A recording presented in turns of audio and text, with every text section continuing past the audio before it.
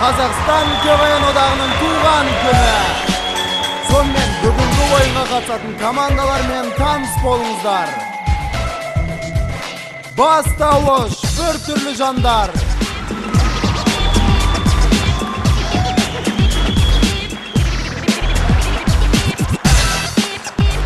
Баяндауыш бәдіктер.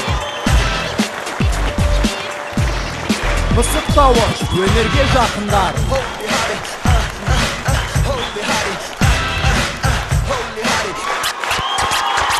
Және де толықтауыш фигурный жігіттер.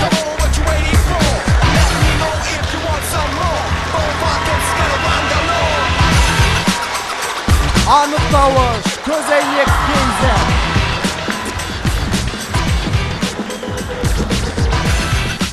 Сонымен қарсы алыңыздар.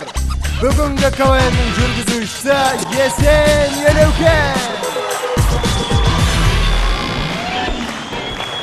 Сәлем сөздің атасы демекші. Алдымен сәлем беріп алайық. Қайырлы кеш, кеш жарық достар. Бүгін туған күн, ерекше туған күн. Бүгін Қазақстан КВН одағының туған күні.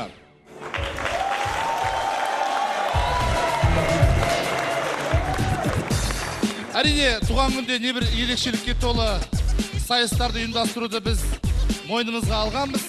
Сондықтан да бүгінгі кеште сіздерде осындай бір тамаша сайысқа куә боласыздар деген ойдамыз. Көп сөзді созбай, әдеттен озбай, біз бүгінгі туған күн атты қазақша КВН сайысымызды бастаймыз.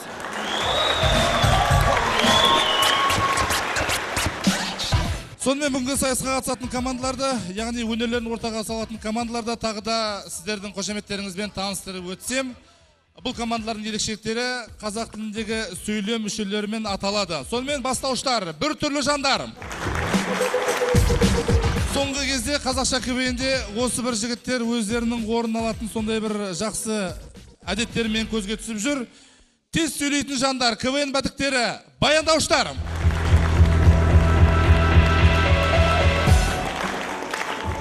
Қазақстан КВН одағында небір фигурный жігіттер бар, толықтауыштар. Ән, би, пародия, жалпы өнерге жақын жандар, пысықтауыштар. Және қазақша КВН-ді нағыз анықтайтын жандар, көзәйнек кейзет.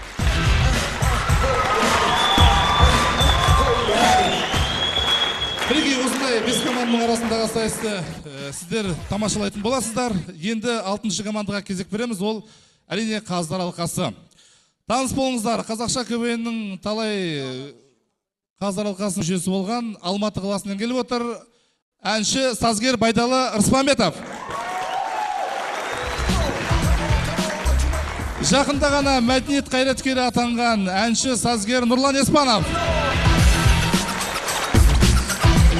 Тағы бір сазгер бар. Сазгер Юмакс радиосының қазақ тілді бағдарламаларының редакторы Қалжан Анарұлы. Қазақша КВН-де әрине өзінің демеушілері бар, достары бар. Сонау Атырау облысынан арнайы осы сайысқа келіп отырған Бақай корпорациясының президенті Сәлімжан Балжігітов мырза. Және Қазақстан КВН одағының вице-президенті, КВНшілер арасындағы танымал жан, Қарағанды облысынан келіп отыр Жомарт Әбіш мырза.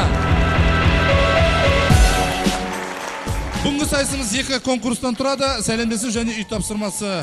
Жігіттер, туған күндерің құтты болсын. Бәрекелді. Жалпы бүгінгі сайысқа кішігірім анықтама беретін болсақ, 16 қаладан 35-ке жуық КВНші қатысып отыр, Шымкенттің жігіттерін санамағанда. Мінекей осындай ерекшелігіміз бар. Бірінші болып бастайтын әрине бастауыштар. КВН командасы өздерінің сәлемдесуімен бүгінгі сайысымызды бастайды.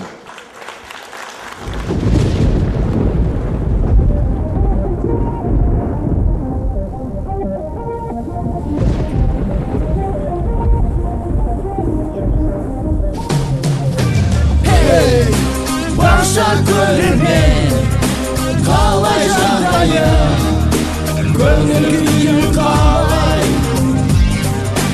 Hey, al o şansını, жоқ па не, неге сырға жүрсің?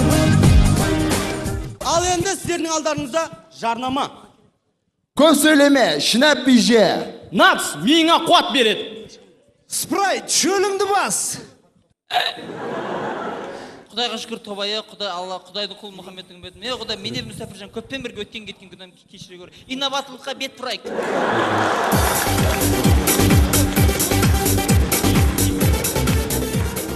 Жиналыстан кейінгі кездейсоқ 3 шенеуніктің әңгімесі. Нүреге, өткенде ана жолға ақшаны бөлдік. Жол не болып отыр енді сол? Жол не болғанда тендерден жолды Жәкең ұтып алды ғой, осы кісі айналысып жатыр жолмен, осы кісіден сұраңыз. Жәке, болсын, мен жолды көрдім, ана қалыңдығы 30 сантиметр болу керек еді, мынандай ақ болып қалыпты ғой. Ол мынандай болып жатыр, негізі бар ғой, сөзін ашығы керек. Мына сіздер мінекей бюджеттен 30 сантиметрге жаңағы асфальттың қалыңдығы бақша бөлдіңіздер, дұрыс па? Дұрыс. Бәріңіз көрдіңіздер. Сосын біз ана кімнің жүкеңнің жаңағы қызын ұзатамыз деп кішкене азайып қалды жаңағы. 10 сантиметрге. 10 сантиметрге подарок бердік. Кейін жаңағы біз ана мұқаңның баласын сүндетке отырғызамыз дедік, тағы да. Оған 5 сантиметрге, дұрыс па? Кейін ана кімнің жағаңның жаңағы жеңшеміз үйдегі 40-қа толды, соның туған күніне дедік. Қазір осындаймын, нормально.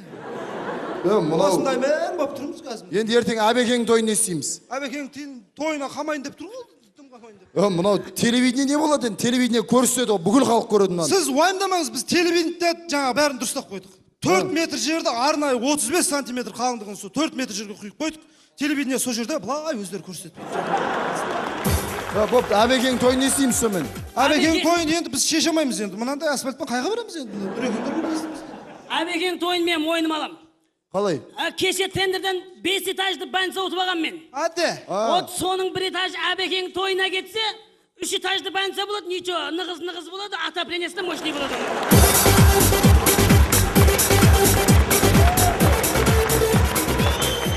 Таңғы сағат 6. Бәйтерек аялдамасы. Жұмысқа асыққандары хикаясы. Жер жаңғақ аламыз, жер жаңғақ. Қуырған жер жаңғақ, қуырмаған жер жаңғақ, қуырланба деп жүрген жер жаңғақтар бар. Пісте, қуырылмаған пісте, қуырылған пісте, әртүрлі пістелер бар. Айналайын. Жер. Апа, 27-ші автобус осы жолмен жүре ма? Сен қалай ойлайсың? Астаналық күтір ғой енді, осы жермен жүретін шығар. Жүретін шығар, мен откуда я знаю? Онда жүреді. Отыр онда. Бегер оттың шахмат болды артын. Не болды? Шахмат болды артын. Апа, айтпайсыз ба, осы жерде отырсқа шалбарым құрттым ғой, әлей сатпаған. Айтып отыр ғой, қарамайсың ба? Отыр ғой бізде өлмей ақ. Не істеймен енді? Отыр. Не әп жүрсің өзі? Оқуға тапсыруға келгенмін, талапкермін, абитуриент. Қақа тапсырдың? Білмеймін, енді осы жерде оқу орны көп дейді ғой, соның біріне тапсыратын шығармын. Онда былай ғой, мінекей бізде Шымкент оқу орнында отырыңыз ұстаңыз, мінекей технологический медакадемия, медколледж, қазақ араб, қазақ МГТУ, мінекей неше түрлі университеттер бар. Мінекей көріп отырыңыз. Қандай мамандықтар бар? Физика, информатика, экономика, право, экономика, қазақ тілі әдебиет, қазақ жаңғақ, әртүрлі жаңғақ специалист. Жаңғақ? Апа, сізде технологиялық процесстерді автоматтандыру деген мамандық бар ма? Көп, автоматтандыру процесстер жаңғақталау, шемішкен, неше түрлі көп бізде. Міне оқу мәселесі шешілді. Енді үй, не істейсің? Квартира, үй, жай. Үй, квартираға тұратын шығар ма осы жерге біз? Мен саған оперейт, былай қараңыз, мінекей бізде әртүрлі банктер бар. Через банк алсаңыз болады. Альянс банк, Каспийский банк, Народный банк, Валют Транзит банк, БТА, банктың ішінде под залог подписан, мінекей мына 25% алсаңыз алмасаңыз қойыңыз. Қандай құжатта тола керек оған? Элемент удостоверение сик, кәдімгі өзіңіз келесіз, шашыңыз жуып келесіз. Болды, міне үй мәселесі шешілді. Енді аласың ба үй? Қымбат па? Жоқ, жаңағы жерім кеп тұрған жоқ. Не істейсің? Не істейсің? Еді жер ал, жер бар. Қайтпас бір, қайтпас егіз, самалы жүр. Жер жаңғақ аламыз, жер жаңғақ. Эй, девушка! Чего? Как чего? Убери вот.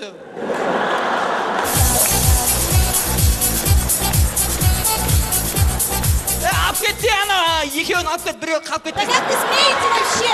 Я хочу, там и стою. Алып кет, біреуі қалып кетпесін, әй, керек болады. Вообще старая карга. Көзір дамы қарға, ма валет тайық. Мынандай товардан кейін қалай өтеді, мынандай товар?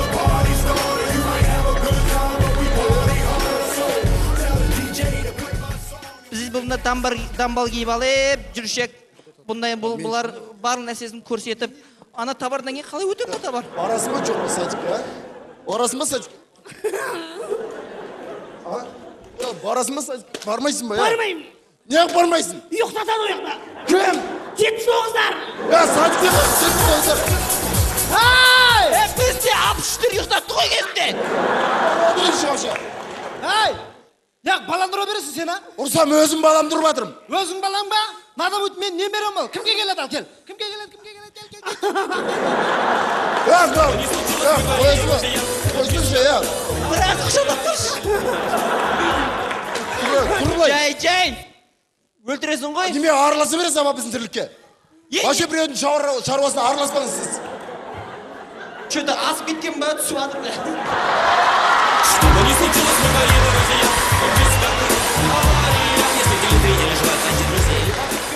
Апа, ана немереңіздің бүгін туған күн екен. Бірдеңе десеңші. Ал, отырыңдар, бата. Бата, ал, жайындар. Жайын жерлерімді. Бата, баудай, басың ескен таудай. Не, жаңа Құдай берсін, кейін мас дастарған берік кезім берсін. Құдай Мұхаммедтің үмбетім. Осындай әрқасында мен де мүстәпіршіні көппен бір өткен кеткен кенем кештегір. Осындай лаж, осындай денсаулық болсын, бұл өмір тек қана сыйласы керек. Мысалда, сен кім отадың?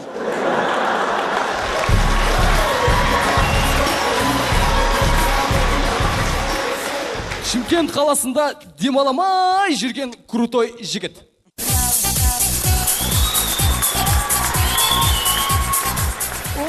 Кімді көріп тұрмын мен? Есен інім айналайын.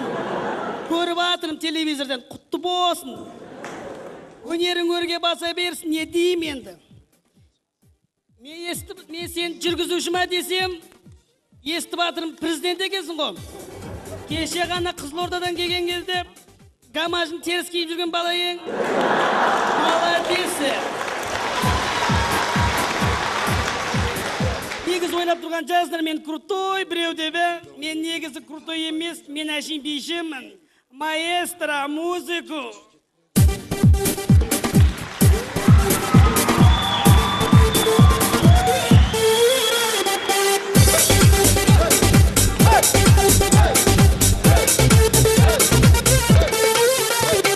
Анықтауыштар анықта, пысықтауыштар пысықта, толықтауыштар толықта, красавчик бастауыштар.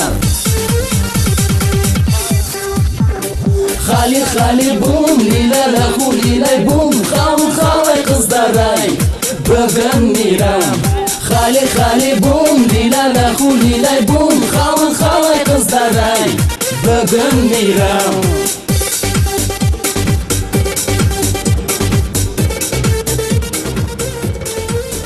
Бастауыштар әрине бүгінгі сайысымызды бастады. Оңтүстік Қазақстан облысы ішкі саясат департаментімен қолдауымен өтіп отырған бүгінгі сайысымыздың бас әріптесі Шнаппи сауда белгісі және бас демеушісі Альянс банк. Ортада баяндауыштар. Инедей сөзді түйедей ұғылатын, түйедей сөзді инедей ұғылатын, азаннан кешке дейін сөйлессе де таусылмайтын сөздері бар. Қай-қайданы көріп қоятын 320 вольттық көздері бар. Шымкентский қыздар, сәлеметсіздер ме? Армысыздар, алтыннан ардақты күмісі салмақта Америкадан арбалап, Даниядан дорбалап, Сириядан сумкамен, Португалиядан пакетпен, Парагвайдан паровозбен, Таиландтан тепловозбен, Эквадордан электровозбен, Түркменстаннан троллейбуспен, Африкадан автобуспен, Мадагаскардан машинамен, Камеруннан комбайнмен, Тәжікстаннан трактормен, Москвадан метромен, Австралиядан аудимен, Мароккодан мазырмен, Хорватиядан хамермен, Жезқазғаннан Жигулимен, Уругвайдан Уралмен, Тунистен Тигомен, Бельгиядан Бесөтпен, Молдавиядан мопедпен, Жетісайдан жаяу, Болгариядан баяу, Индиядан итпен, Британиядан битпен, Китайдан китпен, Алжирдан атпен, Ереваннан ешекпен шығып, Сенегалға сиырмен кіріп, Венгрияда винеткаға түсіп, Сингапурда суретке түсіп, Грецияда газировка пішіп, Польшада портретін салдырып, Тайванда тырнағын алдырып, Кореяда коктейлі, Словакияда сланцы сатып, Словенияда салас деп, Шешенстанда шашлық жасап, Кубада көйлегін сөктіріп, Норвегияда нәскиін тіктіріп, Бразилияда бешпекет деп, Чехияда чорт бол. Перуде педикюр, Малайзияда маникюр істедім, Қырғызстанда қырынып, Жапонияда жуынып, Швейцария шашын қысқартып, Пармаға пас беріп, Голландияға гол салып, Әзербайжанмен араласып, Кавказда көмір сатып, Арменияда ашермен танысып, Югославияда юрта тігіп, Египетте еріндерін бойып, Шымкентте шаштарын өріп, біздерге көңіл бөліп, кеуделерінде жалындаған жаны бар, бойында қазақ деген қаны бар, бүгінгі КВН-ге келіп отырған өзбектер мен тәжіктер.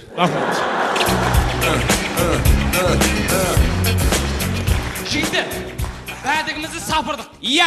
Енді бір әдемілеп тақпақ айтпаймыз ба? Иә. Луна для ночи, солнце для дня, роза для сада, ты для меня. Аяз ата келіп тұр, бізге сыйлық беріп тұр. Кемесеңіз болмайды, нашынша жанбайды. Жамала бұдывынығы жүз ағыты дұсымың, поғаштығы флағы, амышығы мамаң. Болсай. Айтса енді бір нәрсе. Бақара гүлінің нече адя. Адя! Нече агеннің үстіда бар екені бір қыз кече адя. Адя! Тақара тұқым тақара. Ей, тақара тұқым тақара. Тақара тұқым тақара.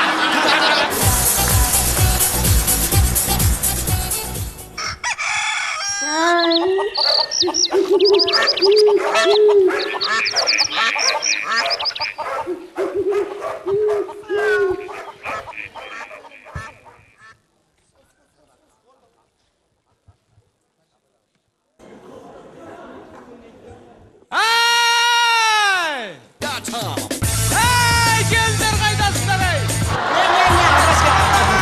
Тамақ дайындаңдар ей?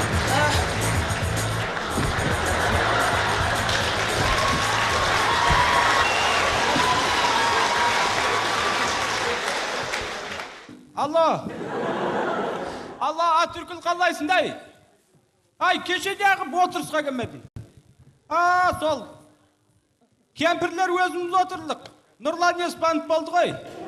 Бірі, среди девчонок один пораженок болды, қайтарып. Ай! Атүркіл, сенде Шарараның музыкасы бар ма? Күні күзбен жіберсейш. Что-то завис етіп отыр. Ай, келдер! Строится! Здравствуйте! Здравия желаем, товарищ Енешка. Ай, сен қараға берге бер. Сіз ғана саған өткенде қойға шөп салды сен немеге наша салып жүргенсің. Қаяқтан біліп қойды, апа? Қаяқтан біліп қойғанда біздің қойлар бүкіл ауылдың иттерін қуып жүр қоя. Тырыспағандар.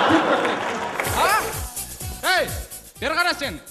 Ой, сіз ғана қағыр. Арифлайым деген бәле болды бұл, сіз ғана қағыр. Қашан қояды сен памадаң, да? Ей! Ей, неме деген сиырдың ерін бояп тұсағасын, ей? Ана көрші Жұмабектің қосыға біздің сиырға засол ұстап кетті. Ей, шестеркі келін қайда, шестеркі келін. Шестеркі келін қайда, ей! Сәлем бердік, естейді сол. Ай, сәлем алдық, естейді что?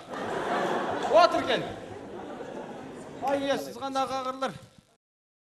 Ойба, ене не болды? Жүдеп кетсіз. Ай, шестеркі. Неме болды?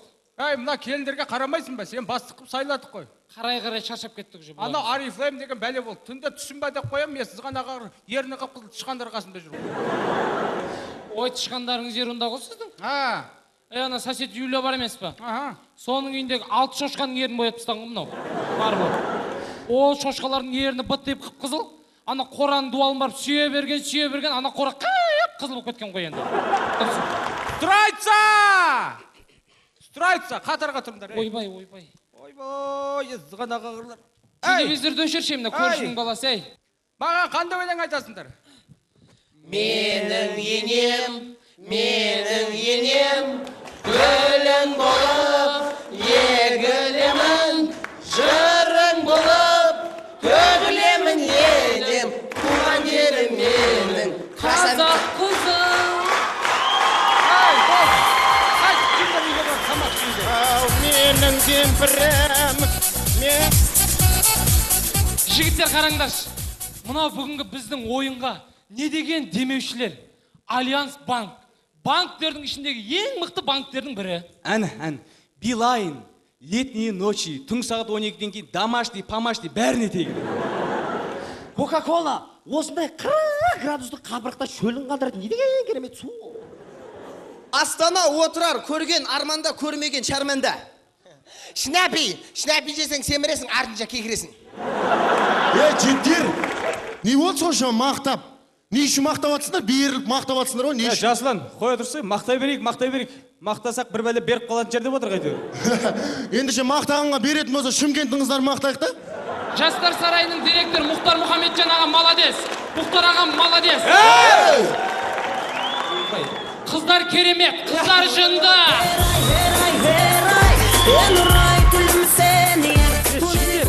Абай, айтшы, осы қыздар деген гүл ғой, Иә?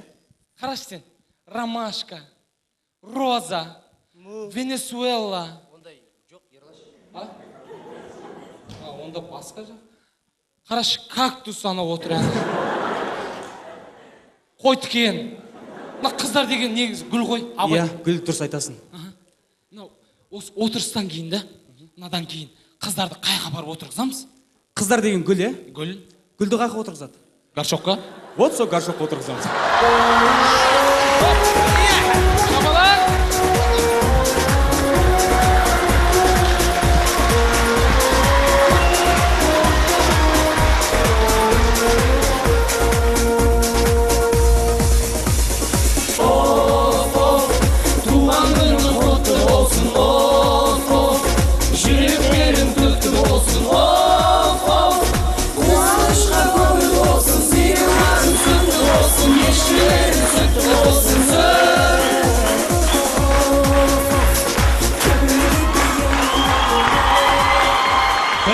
Баяндауыштар КВН командасы кезекте фигурный жігіттерге кезек береміз. Толықтауыштар КВН командасы өздерінің сәлемдесуімен.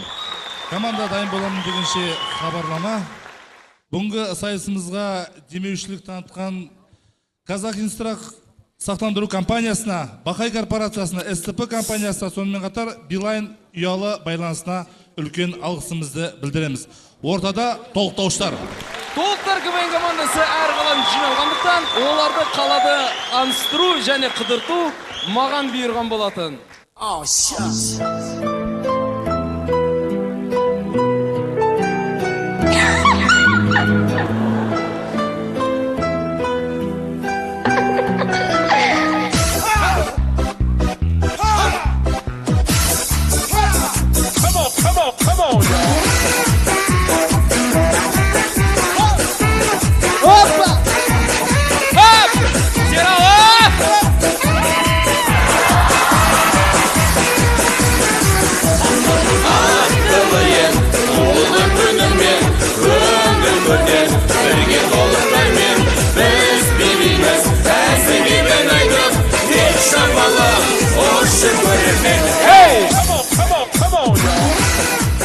Erkektin yeksілігіні өлгені. Не болды? Неме аяғын басасың, көзің жоқ па не? Жетсай, тоқта! Нұрмаға қоя! Жабыла! Не саған, не? Қақтысы? Жетсай айткім, неғын бақсы, өзің аяқсың? Қызылорда? Қызылорда барса үй салып берейін деп берейін маған, а? Інім! Ойбай, не? Қатты бөлісіп қоясың ба не? Жүрші мияқа разына-разға. Разына-раз шықпаяқ ерексіп тұра берейші. Не? Ай-хай, жастық шақ. Жігіттер, төбелестен бастағанымыз ят болады, сәл мен болса қазақпыз ғой, мақалдатып бастайық. Сиыр сипағанды білмейді. Марат! Сиыр сипағанды біледі ғой. Просто сен айтып атқан сиыр махаббаттың кайфын түсінбейді. Теңгейсен күз жала. Марат! Мынау сиыр деп жақсы есіме салдың. Кеше мен ауылға барып бір жақсы жұмыс істей қойын деп малдарға шөп салайын деп барсам ше, біздің атаңан анау қызыл сиыр бір қара өгізбен сүйсеп тұр ғой. Бір кезде сиырым мені көріп қалды да не дейді десе? Не дейді? Ойлап позор деп қойды. Бір кезде қорандар жанында бірден тықыр-тықыр етеді, барып қалсам бір өгіз бейді көзін жұмып аңдып отыр. Ей, өгіз нағып тұрсын десе, маған не дейді десе? Не дейді? Третий лишний деп қойды. Кемегенді сеген бе? Сералы бір минутқа. Сералы сен үйленейін деп жатыр дейді. Осы үйленгенде саған қандай қыз керек? Марат, мен бірден айта кетейін. Толық, семіз, қаба қыздармен мазаламасыншы. Сондайлар жер қалай көтереді? Тайын-тайға аласың. Өздеріңізге белгілі, қазір қыз мінезді жігіттер көбейіп баратыр. Сонымен қарсаңыздар, сондай көріністердің бірі. Нұрмақан, мороженое берші. қалай деп берші. Мороженое берші, ішім жаман ысып кетті, мороженое берші. Жетісайдағылардың бәрі сен сияқты мейлі, сен сондайсың ба? Қойшы, менде де өткендер бар, мороженое берші, бошы. Қойшы, берші. Мынауым қандай адам мен? Қойшы, қандай деп кәдімгі адам, мороженое берші, бошы. Қойшы. Астана жас қала. Өздеріңізге белгілі 2006 жылы Ресейде Абай жылы. Қазақстанда Пушкин жылы. Жігіттер, ертең сағат 12-де Жұмабай атаң жылы. Астана жас қала. Ал сонымен Алдарыңызда қазақы ертегісі. Ертеде бір бай басқа ауылға көшіп кетеді. Сол ауылда бір жалғыз бала ұйықтап қалып қойған екен. Бала жайлап ұйқысынан тұрса, ауылдың бәрі көшіп кеткен, ешкім жоқ. Бала жылайды, көзінен жас шықпайды. Бір кезде қараса, аспанда қарға ұшып келе жатыр екен. Қара қарға, ала қарға, мені ауылға алып кетші. Ал қарға болса өзінше кісі болып ала көзімен қарап ұшып кетіп қалады. Сонымен бала жылайды, қарны аш, әптен шаршаған бала топ етіп талып қалады жерге құлап. Оған жанашитын ешкім жоқ, бала иттей болып қайтадан тұрады. Бір кезде қараса, адамның досы нәзік қарлығаш ұшып жүр екен. Шиық. О, қарлығаш, сен бұрыннан адамның досы едің, мені ауылға алып кетші. Дұрыс айтасың, балақай. Адам мен қарлығаш қанша ғасырдан бері дос болып келе жатыр. Айтпақшы, балақай, қайда барасың? Алматыға. 500 теңге бер, Жамбылға дейін алып кетейін. Астана жас қала. Сонымен танымал телеканалдардың бірі ауыл шаруашылық бағдарламасын түсіретін студияның қасында эротикалық бағдарлама жүргізетін жаңа студия пайда болған. Сонымен ауылдан келген апамыз ауыл шаруашылық студиясына кірем деп эротикалық бағдарлама түсіретін студияға кіріп кетті. Саламатсыздар, құрметті көрермендер. Сонымен біздің бүгінгі негізгі тақырыбымыз эротикалық тұрғыда болады. Сонымен бірінші тақырыбымыз еркектің мақтанышы, яғни мужской достоинство. Саламатсың ба? Апа, сіз ба? Бірінші қонақта еп қалдыңыз ба? Жарайды, апа.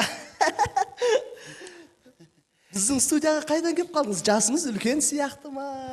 Енді өздерің шақыртқаннан кейін кеп отырмын ғой айналайын. Жарайды, апа, ақыры кеп қапсыз. Сонымен сізге айтайық, негізі бүгінгі бағдарламамыз мужской достоинство дедік, яғни еркектің мақтанышы. Сіз қандай, кімнің мақтанышы туралы айтқалы келдіңіз? Мен 70 жыл отандас болған шалымды мақтауға, және шалымның кетпенін айтуға келіп отырмын мақтауға. Кетпен? Кетпенін.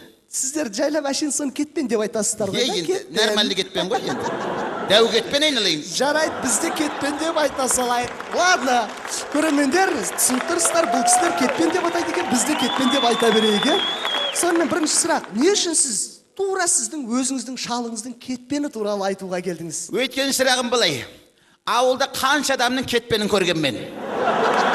Бірақ шалымның кетпеніне жетпейді өліп қасын. Неге үлкен ба? Ойбой ерекшелігі қырғын, менің шалымның кетпенінің жуандығы осындай бар.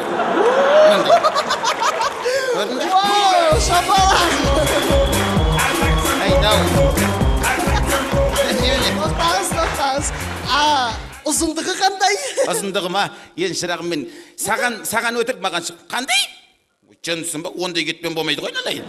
Менің шалымның кетпенінің ұзындығы қазір қот.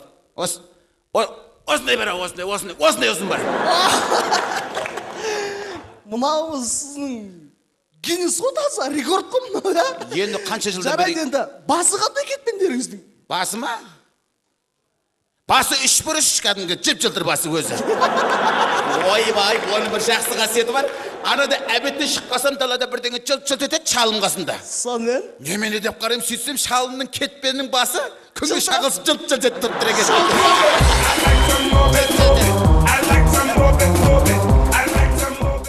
Айтпақшы, анада колхозда жиналыс болды. Жиналыс болған еді, ауылдың колхозын бастығы келді. Тұрсеке деді. Мен шалыма кеп. Сөйт шалымның кетпені ұстатты айтты. Ей деді. Сонда колхоз бастығыңыз шалыңыздың кетпенін өз қолымен ұстап алды ма? Ойбай, анау-мынау ұстай алмайды оны. бастық болғаннан кейін шалым ұстасаң ұста деді. Ұстап тұрды да айтты. Ей деді. Ауылдың еркектері бәрінің кетпендерін былқ-былқ етеді. Міне кетпен осындай болу керек деп әркім басына шалым кетпенмен нұқып жіберді қадірем.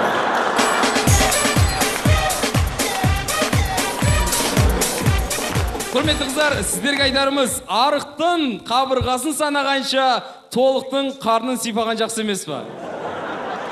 Келесі супер биіміз тек қана сіздерге арналады. Choose your destiny. Flawless victory. Choose your destiny. Flawless victory. Сөйлем мүшелерімен аталатын КВН командаларының арасындағы сайысымызды жалғастырамыз. Ортада өнерге жақындар, пысықтауыштар КВН командасы. 1, 2, 3, 4.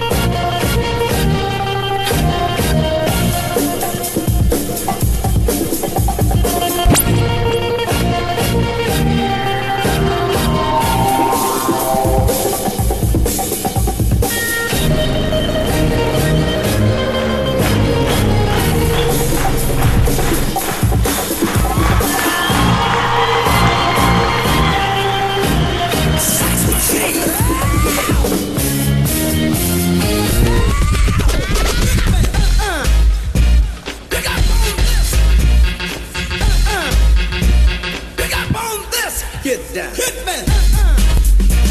Pick up on this. I do not feel good. Sex machine.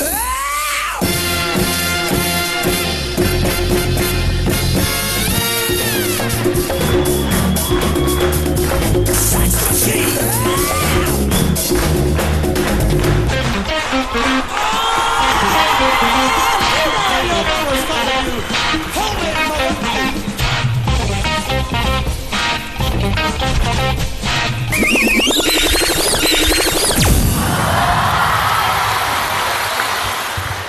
Әртүрлі адамдар әртүрлі амандасады. Сонымен аңшылардың амандасуы.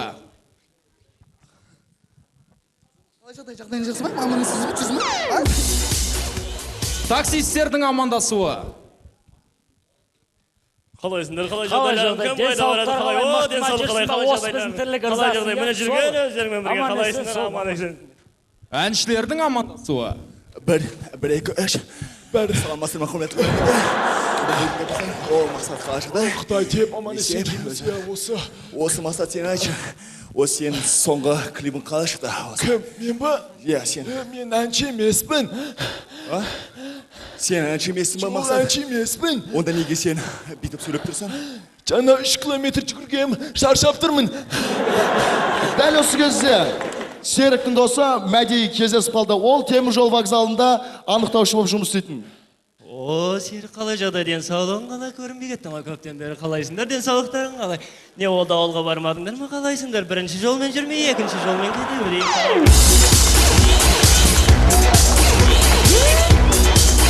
Біздің командадағы Серік 36 жаста, бірақ ол әлі үйленбеген. Сонымен Серіктің жолдаспалдары Серікке Алматыдан қызды алып қашуда. О, Мадина, привет. Привет, қалай жағдай? Қалай жағдай, денсаулығың қалай? Не істеп жатсың? Жақсы, сол үйде отырған. Үйде не істеп жатсың? Шыбын өлтіріп жүрген үйде. Аямайсың ба? Енді екеуі қалды, соларды өлтірсем болды. Не ғой, онда егер ішің пысып жүрсе, бүгін кім Алдабайдың концерті болады екен. Республика сарайында, может, соған барып қайтармыз? Қойш, Алдабай ма? Алдабай ма? Онай, давай барайық. Күнші уақытқа барамыз маған. Бір 2 сағаттан кейін үйің алып кеп тастайым ғой. Жүрсе онда 2 сағаттан кейін үйің алып кеп тастайым. Міне, отыр біздің машинаға. Таныспаңдар, менің досым. Қаншадан? Не қаншадан? Не қаншадан? Жоқ, Алдабайдың билетін сұрап отқаным ғой. Досым қуғынбай. Қай-қайдағын еске түсіріп білемін. Қуа деп досың. Мамыр не деп ғой? Ағай, Давай кеттік. Алдабайдың кассетасы бар ма? Қойып қойыңызшы. Алдабайдың кассетасы жоқ менде. Алдабайдағы өркен бар ғой. Соны жаман ұнатам ғой, мен сүйем жаман өркенжек. Өркен. Давай алдабайды қойып айқайлап тұрып барайықшы. Давай, кеттік. Кеттік аға. Кеттік ағай. Сарайға, прямо алдабайға.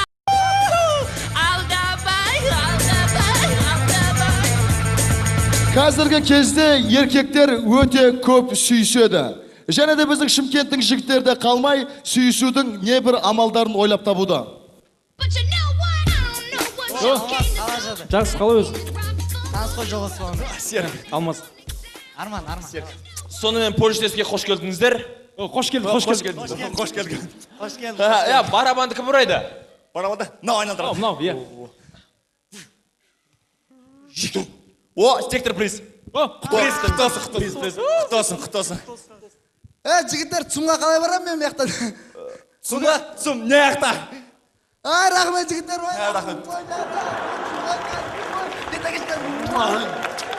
Сонымен жаңа призді кім ұтып алды? Арман. Ал, інім, айналайын, құтты болсын, құтты болсын. Ал, жұғысты болсын. Жігіттер, тоқалы ішкі көрмеділер ма? Ата бұлай қарай кетті. Иә, бұлай кетті. Ой, рахмет, айналып көзім, беттегі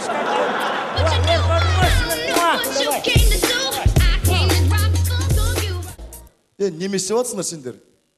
Соншама еркек бастармен бір-бірімен жаласып өліп атсыңдар.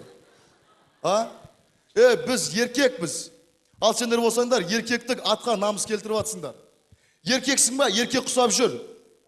Айбай-ай, айып тастадым ойдым ал, құтты болсын.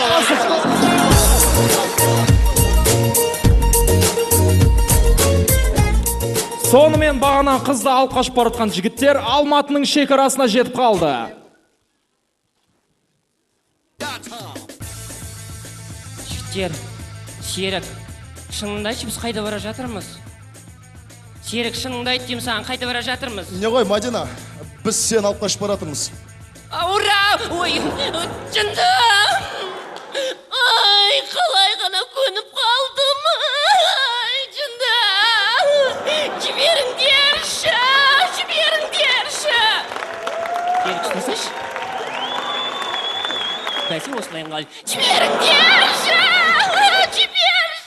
Отвращение маған сағынғы кетші барым. Мадина, мен Серік емеспін. Енді кімсің? Сичанмын. Серік кім сонда? Анау. Айбай! Мен сендер сотқа берем, барлығын соттатам бар ғой, соттатам. Осыдан қарап тұр, Серік бар ғой, мен саған бәріп тимейм. Осыдан көресің, ағай, айнадан басыңыз тартыңшы. Краскым бәрі ақбет. Осыдан бәріп мен сендерді соттатам. Миниатюра анасы мен баласы.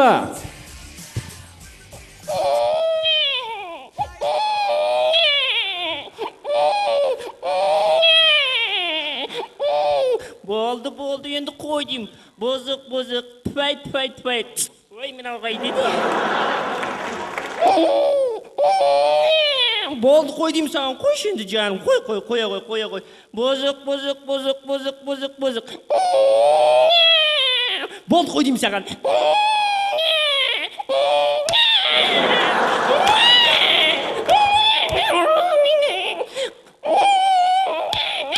Айбай, аяғым. Сонымен қызды алып қашып баратқан жігіттер Таразға да жетіп қалды. Басын тартшы былай қарай. Талпа, мен Шымкентке күйеуге кетіп баратырмын. Талпа. Анан қара. Айбай. Анан қара, ана қыз үстіне әппақ футболка, бұтына көкімбек джинсы, аяғына кета киіп алып жараспайды да өзі қап-қара. Айбай. Дурочка.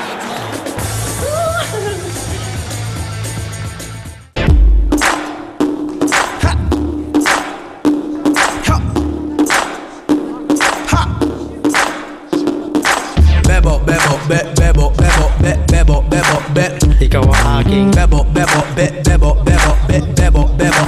Ikaw ang aking bebo Ikaw ay Filipino Hoy pare, pakinggan niyo ako. Ito na ang tunay na Pilipino. Бәрекелді өнерге жақындар, пысықтауыштар КВН командасы енді сәлемдесуімізді аяқтайтын. Былтырғы жылы осындай туған күн кешінде ерекше көзге түскен команда Көзәйнек КЗ анықтауыштар. Құрметті көрермендер, Көзәйнек.kz КВН командасы бүгінгі кештің жүргізушісі, Қазақстан КВН одағының президенті Есен Елеукенге бір нәрсе сыйға тартайын деп жатыр. Ол біздің команда үшін өте қажет нәрсе. Ол біз үшін асыл, ол біз үшін қымбат нәрсе.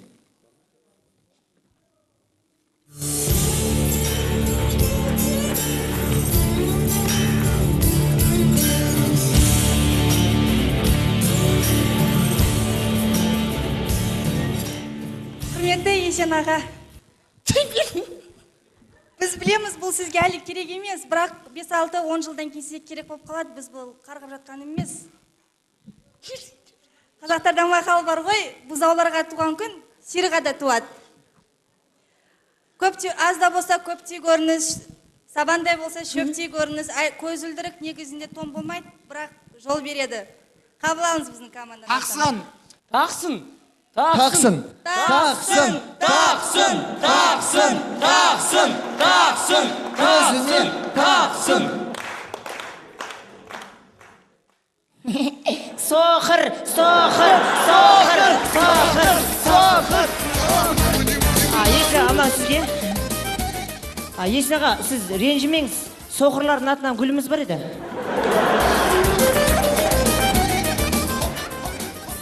Құрметті көрермендер, біз ашки тағатын адамдар, біз де адамбыз.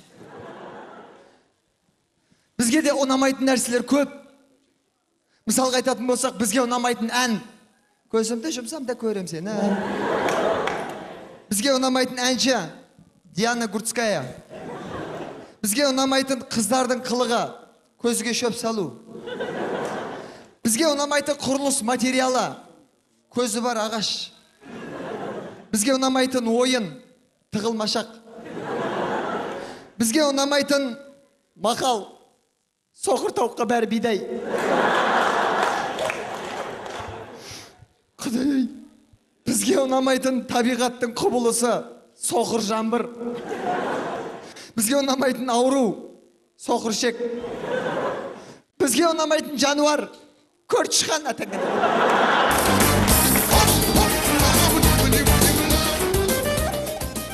Ал енді студиямызда қылмыстық хроникасы. Жуырда ғана қазақ КВН-нің президенті Е деген азамат Шымкенттің бетке тұтар Д деген азаматына күш көрсетіп, сорлы тұрсын қарасай, нәтижесінде М деген азамат плотно таяқ жепті. Араласқан сымағы ғой. Бұны естіген Е деген азамат өзінше К болып жүр екен. Біз Е деген азаматқа айтармыз, өзінше К болып жүре бермеңіз. Әйтпесе бұңызды шығарамыз. Ят болады, бұсын шығара берек жігіттер.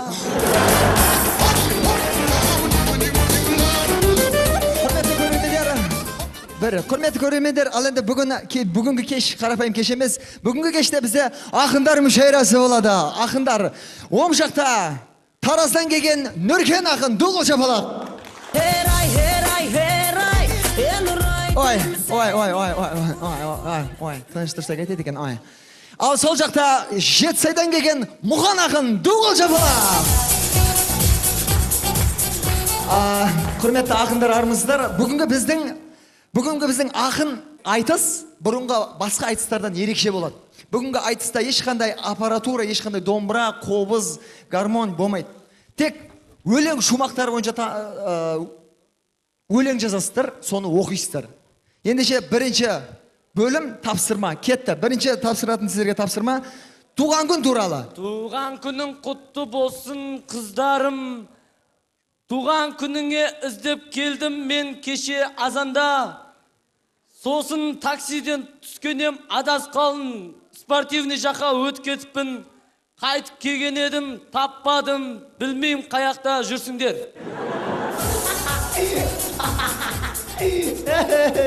Сеннен ақын деп, кім ақын? Ақын деп мен алма келдім ба? Сөзінің бір ұйқасы жоқ. Ақын. Қақтан келді дедің? Жетісайдан. Жетісіпті. Ақын еще. Ей, Сен шығар сал. мен қазақшасы ойна. Мен орысшасын шығарам ғой. Орысша шығар сал, көрейік. Міне, тақырып қандай? Туған күн. Вот моя день рождения уступила снова тень, снова дико ворется с невматологии, привлечение, основное движение, которое исцеляется, с неба падает звездные, заговоренное заговорила.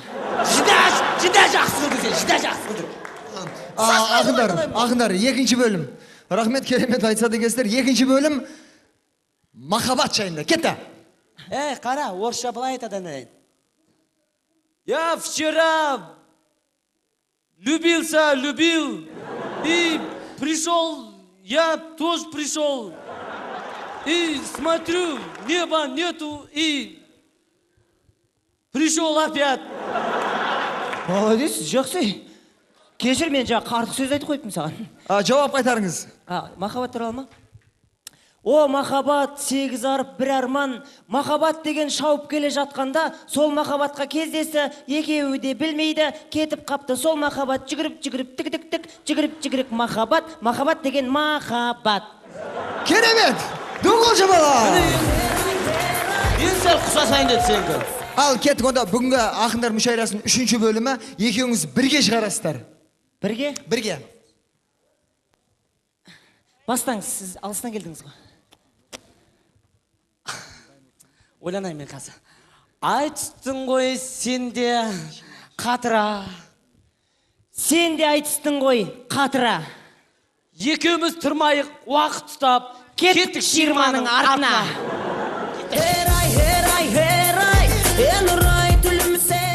Құрметті көрермендер, жалпы естеріңізде болса, Американың мемлекеттік хатшысы Кондолиза Райс ханым 2 жылдың ішінде біздің Қазақстанға 4 рет келген болатын. Ендеше оның мәнісі мынада. Біздің Қазақстанда алғашқы рет президенттердің саммиті құрылғалы жатыр. Қарсаңыздар ең бірінші болып сахнаның төріне Ресей Федерациясының президенті Владимир Владимирович Путин.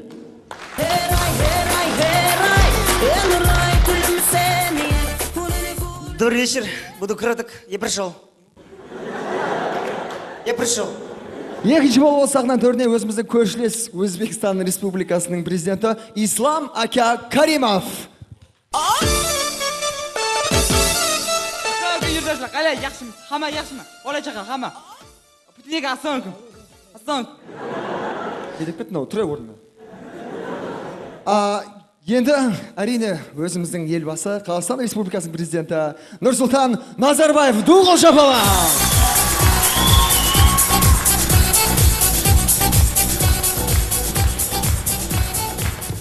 Ал не деймін, мына құрметті республика азаматтары, құрметті республика патриоттары, жалпы барлығыңды бүгінгі жайдарманның 1 жылдығымен құттықтаймын Есаға.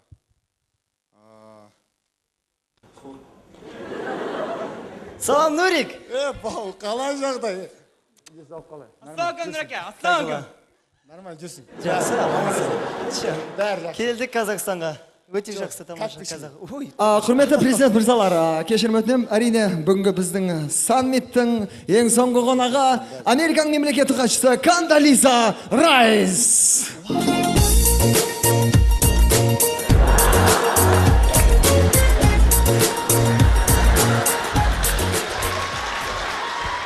Каримов. Кондолиза ханым. Неважно. О, Путин. Кондолиза Райс.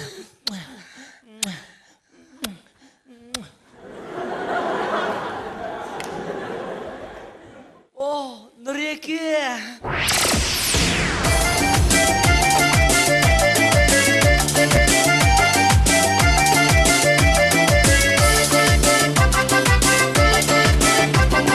Ты мечта моя, я люблю тебя, я же дорожу тобой, моя.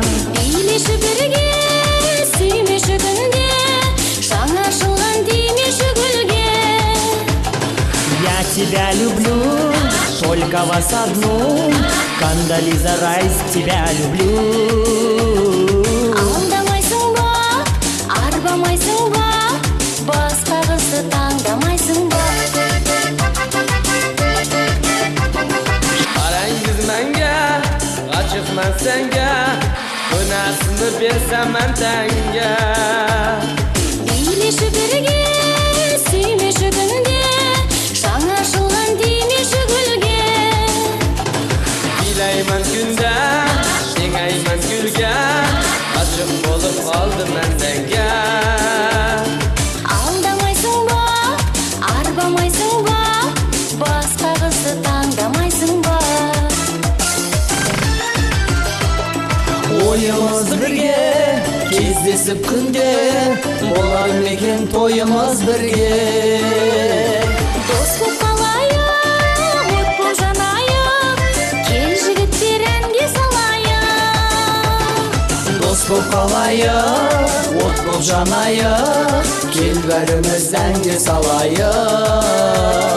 Дос боп қалайық, от боп жанайық, кел бәріміз әнге салайық.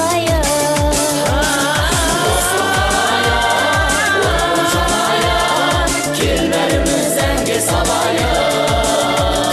Дос боп қалайық, от боп жанайық, кел бәріміз әнге салайық.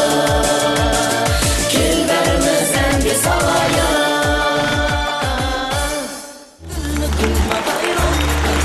Бәрекелді анықтауыштар, бүгінгі сәлемдесуімізді аяқтады. Қымбатты достар, бүгінгі сайысымыздың демеушілеріне кезек берсек, Бақай корпорациясы, СТП компаниясы, Қазақ инстрах сақтандыру компаниясы, сонымен қатар Билайн ұялы байланысы. Енді бүгінгі сайысқа түскен барлық командаларды сіздердің қошеметтеріңізбен ортаға шақырамыз. Ортада бастауыштар КВН командасы, баяндауыштар КВН командасы, толықтауыштар КВН командасы, Тауыштар КВН командасы, Анықтауыштар КВН командасы бүгінгі сайысымызды аяқтады. Енді қазір қаздар алқасының ойын білсек, кішігірім микрофонды қаздар алқасына ұзатсақ. Байдалы Оспанбетов, қысқа әрі нұсқа. Ойын өте жақсы болып деп ойлаймын. Бірақ енді жігіттерге ынталану, көп жұмыс істеуге шаршамауынан тілектеспін. Жаңалықтар ойлап табыңдар жігіттер. Нұрлан Еспанов. Енді жігіттер әр жақтан жиналып деп отырмыз ғой. Кішкене скетчтеріміз созылып кеткен болмаса, былайша жалпы дайындық өте керемет. Рахмет сіздерге. Рахмет. Бартабыш. Армысыздар қазақ КВН жанашырлары мен жанкүйерлері, құрметті командалар. Аз күнде көп шаруа бітірдіңіздер, оның куәсі бүгінгі кеш. Сондықтан да шығатын биіктеріңіз әрі алда. Сәттілік сіздерге. Сәлімжан Балжығытов. Ал мына туған күндерің құтты болсын. КВН-ға көзқарасым жаман емес, өте жақсы. Осылай алға қарай баса беріңіздер. Рахмет. Мұхтар Мұхамеджан. Осы соңғы 2-3 күн двойнесінің қай шетіне барсаң да КВН дайындалып жататын еді. Бекерге дайындалмапты, рахмет, қызық, тамаша. Мына сосын мынау сахнаға өте риза болып отыр. Бүйтіп біз де жасамағанбыз, құтты болсын, рахмет. Туған күнге лайықты. Рахмет. Ал енді қымбат достар, әр кештің, әр осындай арнайы жобаның өзінің әні болады. Біз әрине бұл әнге көпте дайындалып үлгермедік, дегенмен бұл ән көңілден шығады деген ойдамыз. Жігіттер, туған күндеріңізбен. Адам баласы дүниеге келген кезде 3 кезеңнен өтеді екен. Ол балалық шақ, жастық шақ және кәрілік кезең. Соның ішіндегі балалық шақ өте бір тәтті екен да, ал кәрілік кезең өте қызық екен. Ал жастық шақ ол тәтті әрі қызық. Оның үстіне адам жастық шақта махаббатқа жолған. Ал біздің махаббат ол әрине КВН. Өзіңмен қалсам кезігі, ғажайып әзіл туатын, тек біздер ғана сезініп, тек сіздер ғана ұғатын, тек сіздер ғана ұғатын. Айтуан керек болса да, сөз табу қиын мұндайда. КВН бірге толса да, ойнауға бүгін болмай ма? Алаулап нұрын жүзі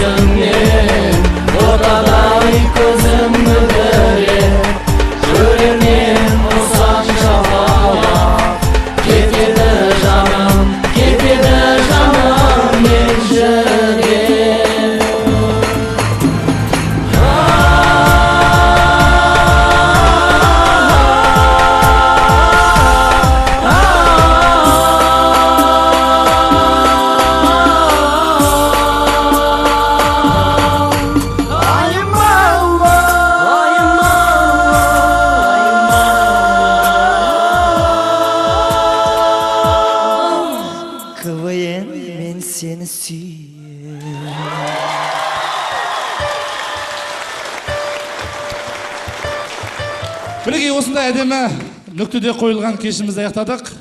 Баршаңызға рахмет. Ауа райының жылылығына қарамастан осындай кештің куәгері болғандарыңызға үлкен рахмет. Туған күн бәрімізге ортақ. Туған күндеріңізбен достар.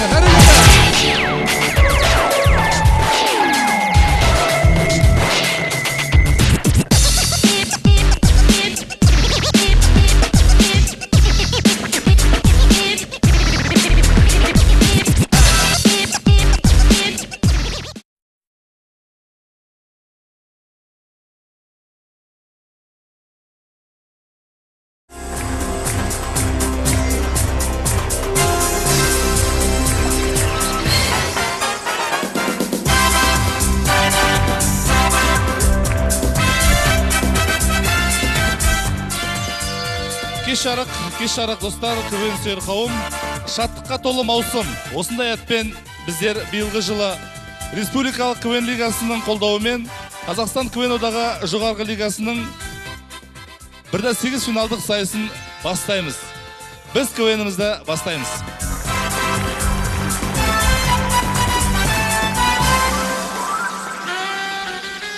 Сонымен Қазақстан КВН одағы және Республикалық КВН лигасының бірлесе отырып өзінің жоғары лига бойынша ойындарын Астана қаласында өз бастауын алды. 2 ойын болады, бүгін және ертең. Сонымен бүгін бірінші топта 1/8 финалда ойнайтын командаларды сіздердің қошеметтеріңізбен ортаға шақырамыз. Байқоңыров атындағы Жезқазған университеті 81 перік ойын командасы.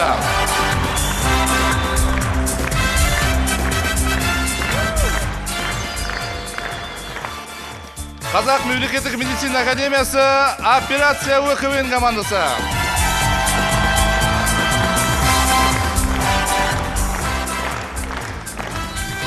Былтырғы жылы финалист атағына ие болған Алматы экономика статистика академиясы АЭС құрамасы Алматы Шымкент.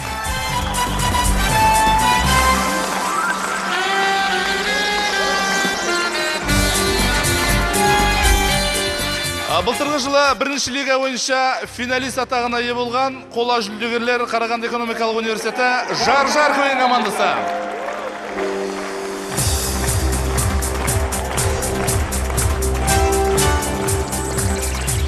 Қорқыт атындағы Қызылорда мемлекеттік университеті Қорқыт Қырандары КВН командасы.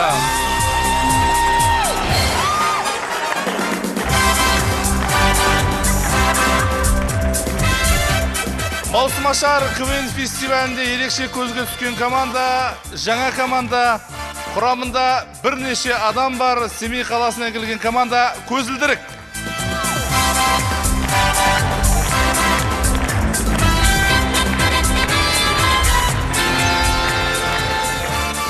Және сонау оңтүстіктен келген қонақтарымыз Жетісай гуманитарлық колледжі Үміт керуені.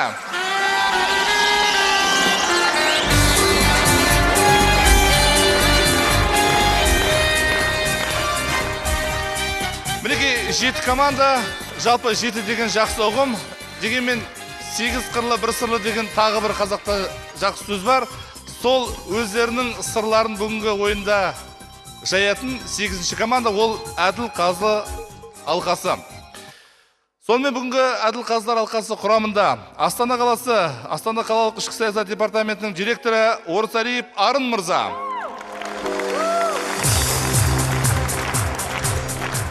Нағыз жастармен айналысатын ұйым Қазақстан жастар конгресінің атқарушы директоры Қожахметов Мадияр мырза.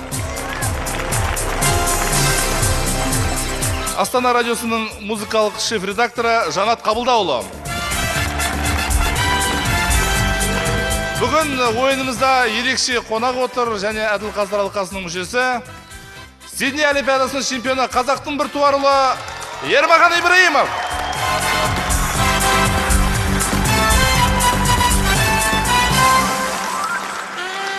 Және қарапайым жігіт, жалпы қазақша КВН-нің кейбір проблемасын шешуге ұмтылатын Қазақстан КВН одағының бас продюсері, қамқоршылар кеңесінің атқарушы директоры Рүстем Бағдат.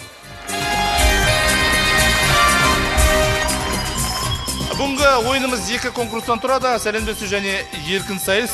КВНшілер тілімен айтқанда фристайл. Осы екі сайыстың қорытындысы бойынша осы алдарыңызда тұрған 7 команданың 5-еуі ширек финалдық сайыстарға жолдамалады. Қалған 2-еуіне тағы бір жолдамалар береміз. Оны ойын барысында айтып өтеміз. Қазір командаларға айтарымыз. Жолдарың болсын. Бәрекелді.